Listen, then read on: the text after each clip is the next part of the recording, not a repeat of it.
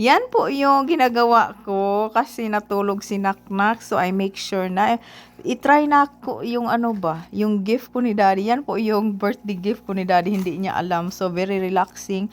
At saka, yung mga ingron ko, my guys, nakuha talaga. O, lami kaya kong tiil. So, hindi na ako magpunta doon sa ano manikurahan kay grabe ka mahal, mabuang tas ka mahal at hindi pa talaga makuha yung ingron. So anyway, nagbaklay-baklay na din si Mommy ng 1 hour para naman maka-exercise din ako while nagtulog si Naknak kasi she's having a nap. And then, nakasurvive din ako no, nakapag 1 hour din ako at saka ready na po yung dinner na naman tayo mga my guys. Ito talaga yung ano natin no, role tayo as a mommy, as a wife, always taking care our family. So, yan po yung dinner ni Daddy, spam with the sausage. Yan talaga yan, favorite niya ni Daddy.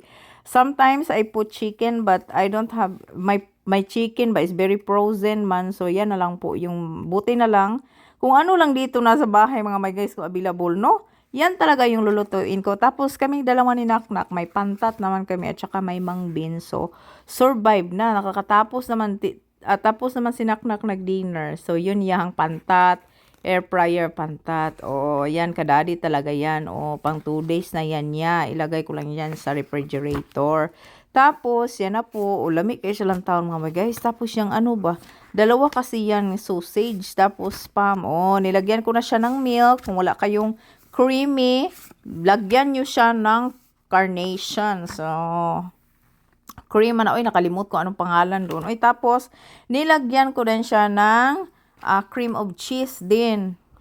Imikos-mekos lang yan siya. Ganyan-ganyanin lang kay para hindi mapagod ba.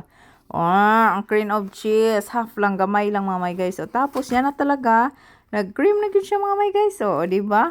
Kung wala kayo, maglagay kayo ng Eden cheese dyan sa Pinas. Tapos, salt. Iwas tayo sa mga very salty, no? Hindi talaga malikaya natin mga my guys. Yung salt ba malami. Pero anyway, hindi siya talaga always na mag-salty tayo too much kay dili siya good sa ato ang health. So, yan po yung salt, 26%. So, yun yung season na ginamit ko, 12% lang yung unang salt na pinakita ko. Depende na sa inyong templada mga my guys. So, yan na po. Nilagay ko na yung whole grain na pasta. Iba yan na pasta mga my guys. Buti na nagustuhan ni Daddy kasi yung pasta talaga na pasta ba. Grabe talaga yung carbohydrates talaga yun. So, yan. Low siya. So, at least, mas maayo na lang kaysa sa isang pasta. So, anyway, yan na po yung dinner. Daddy, thank you so much for watching!